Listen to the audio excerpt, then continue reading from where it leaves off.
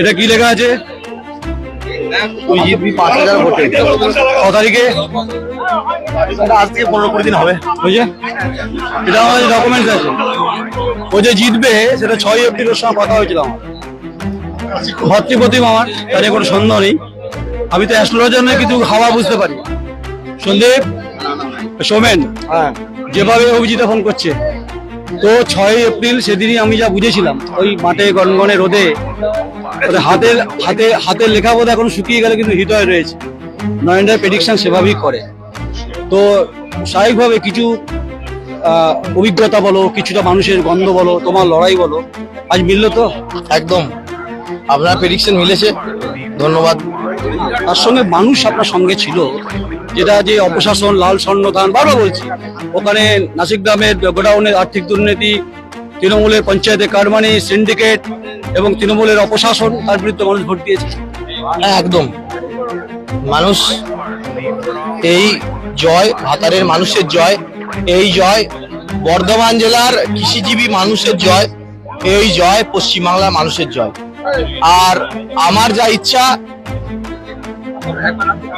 ভাতারে ভোলানাথ সেন, ভাতারের রূপকার, তার কাজ যেখানে থমকে গেছিল, আমি সেখান থেকে শুরু করতে চাই। আমার ব্যক্তিগতভাবে উপরওয়ালা ঈশ্বর আপনাদের আশীর্বাদে যা আছে, আমার ডাল ভাত খেয়ে চলে যাবে। আমার টাকা পয়সা, গাড়ি বাড়ি, সোনা দানার কোনো লোভ নাই। আমার যদি লোভ থাকে, একটা জিনিসের লোভ আছে, যে ভাতারে আমি দ্বিতীয় ভোলানাথ সেন হতে চাই। আমার যখন থাকবো না, আমার অবর্তমানে মানুষ যেমন দলমত নির্বিশেষে ভাতারে ভোলানাথ সেনকে সম্মান করে, নেতাজি সুভাষচন্দ্র বসুকে যেমন পশ্চিমবাংলার মানুষ দলমত নির্বিশেষে ভারতবর্ষের মানুষ সম্মান করে, তেমনি ভাতারের মানুষ আমাকে দলমত নির্বিশেষে মনে রাখুক। এটাই আমার লোভ, এটাই আমার চাওয়া।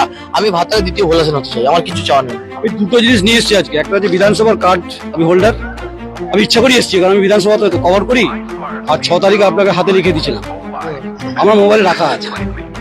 তো আপনার প্রতি নজর থাকবে, এই কারণে এই ভাতারের আপনি যে কথা বললেন, যে ভোলানাথ সেনের যে সমস্ত মডেল ভাবনা চিন্তাগুলো 70 দশকের থেকে 2026-এ আপনাকে সেই মডেল জায়গাটা ফিরিয়ে আনতে হবে। অধিকারের প্রশ্নে, সুশাসনের পক্ষে, উন্নয়নের পক্ষে, চাকরির পক্ষে, কর্মসংস্থানের পক্ষে, এবং হচ্ছে জাতি ধর্ম বর্ণ নির্বিশেষে ভাতারে বহুত্ববাদ হবে।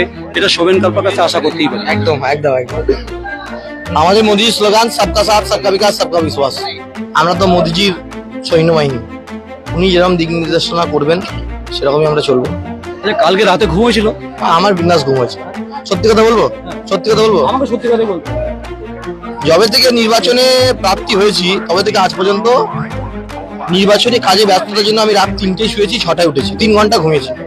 আর টেনশন আমার একদিনও হয়নি। টেনশন হয়েছিল একদিন বলা ভুল, একদিন এবং অর্ধেক দিন, 1.5 দিনের মতো। যেদিন 2011 সালের বনমালী হাজরা যিনি জিতেছিলেন, তার বিরুদ্ধে যিনি সিপিএম এর প্রার্থী ছিলেন, সেই সৃজিত কুমার, যিনি 298 ভোটে ভাতার বিধানসভায় পরাজিত হয়েছিলেন 2011 সালে, সৃজিত দা যেদিন সিপিএম থেকে হঠাৎ তৃণমূলে চলে গেলেন, সৃজিত দার সঙ্গে একসঙ্গে আমার খুব ভালো সম্পর্ক ছিল, আমাকে ছোট ভাইয়ের মতো ভালোবাসতেন। এবং সৃজিত দার যে নৈতিক এই অবক্ষয়, আমি এটা চট করে মেনে নিতে পারিনি, আমার প্রচন্ড ধাক্কা লেগেছিল। তো ওই একটা দিন আমার একটু মন খারাপ ছিল বা একটু চিন্তা ছিল সৃজিত কুমারের চলে যাওয়া নিয়ে। তাছাড়া আমি একদিনও টেনশন করিনি।